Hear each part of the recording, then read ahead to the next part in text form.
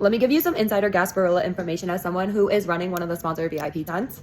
I want to talk beads because it's such an integral part of the day. However, there's this whole back end that the average person has no idea what goes into all the thousands of beads that are being thrown during this parade. Okay, first, there's this whole market of wholesalers for beads for these types of parades and events like that. And I just never would have figured that there'd be a big business for it, but it does make sense. I also found interesting is that a lot of these wholesalers also are the ones that provide all the beads for Mardi Gras. So that's kind of cool that like we're getting the same type of quality beads that Mardi Gras is giving out.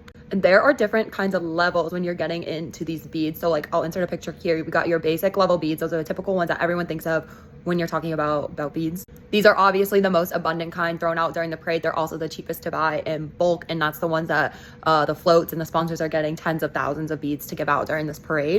However, the cost of beads is actually crazy. Like these small, simple beads are a lot more expensive than I thought that they would be. For a case of beads this simple, it is $45 and you're buying tens of thousands of beads and that adds up quickly.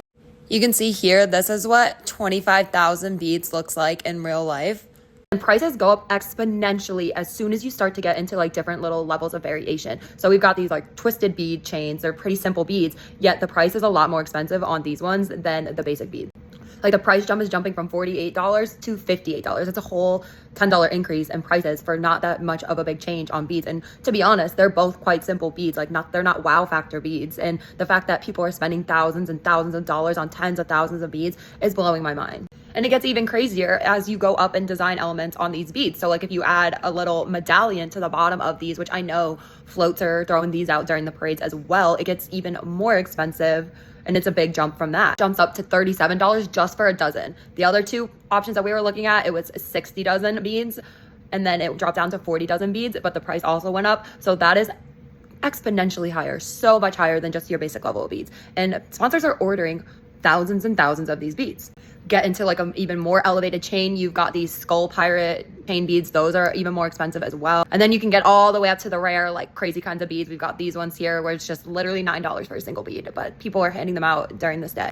And those are just wholesaler beads. So you can also get with a manufacturer and get custom beads made. So like we got custom ones with our logo and stuff that we're going to be giving out during the parade. And we are using these for our clients that are going to be at our hospitality tent, and they can use this to trade with people and crew to get some better beads for themselves.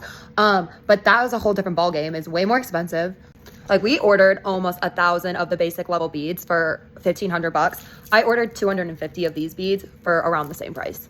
And the last thing that blows my mind is putting this in perspective is the amount of beads that are being thrown during this fucking parade.